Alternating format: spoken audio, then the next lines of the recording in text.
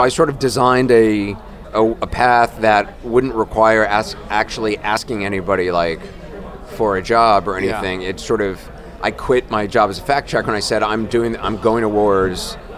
I'll show you the stuff if you want.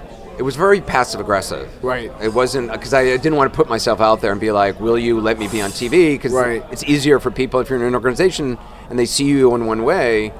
Then they just say, well, no, that's not what you're the fact checker. You're not going to be. You're not an on-air person. Right. So I just was like, well, I won't ask. I'm just going to do this. And then it was just a roll of the dice, and I was very lucky. And my parents had told me. I mentioned this once before, and people were surprised, but had mentioned to me early on that like college would be paid for, but after that, I was on my own.